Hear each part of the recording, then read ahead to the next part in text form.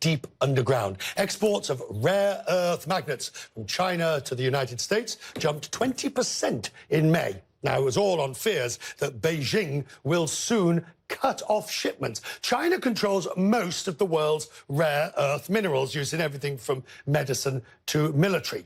As the trade war rolls on, one US company, by the way, these are the rare earths in the periodic table, which I don't really understand. In fact, not really, I don't understand at all. But I'm told these are the important ones and become ever more important in the trade war. Now, one US company is working to boost its own reserves. CNN's Claire Sebastian reports. 3, 2, 1, fire in the hole.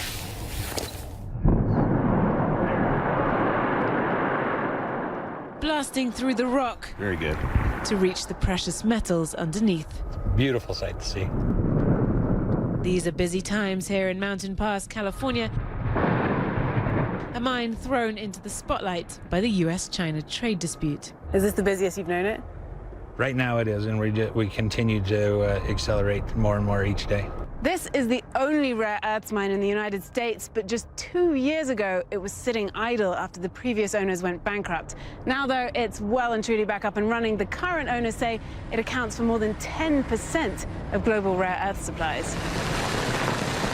Rare earths are 17 naturally occurring elements, crucial ingredients in everything from cell phones to electric cars. This is very valuable product right here. The co-chairman of the mine, James Litinsky, is aware he's leading a lone US competitor in an industry dominated by China, where labor costs are cheaper and environmental rules less strict. If there's going to be an American rare earth industry, it's going to be led by us. We're it.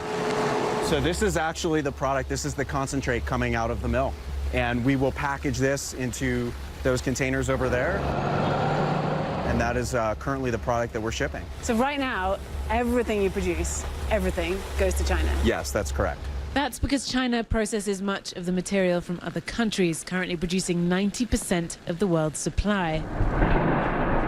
Beijing recently threatened to use that dominance as leverage in the trade dispute, hinting it could restrict rare earth exports, cutting off not only US companies, but also the military, which uses rare earths in jet engines, satellites, and missile defense systems.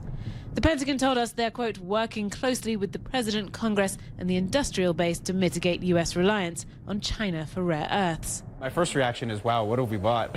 Mountain Pass has its own plans to reduce its reliance on China, this massive processing facility that they plan to get up and running by next year. There really is nothing like this facility in the world.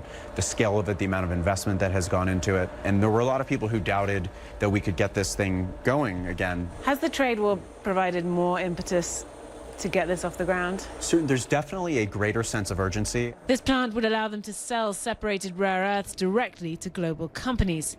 Litinsky says it's a mission he feels the US government needs to support. And if the United States of America is going to be a leading power in the world, we need to continue to grow our economy. And so there needs to be a recognition that the industries of the future drive GDP, they drive employment, and ultimately that will drive your military budget. And so as a matter of national security, we need to lead in these industries of tomorrow. A recognition that could help turn this mineral-rich soil into an American rare earths revival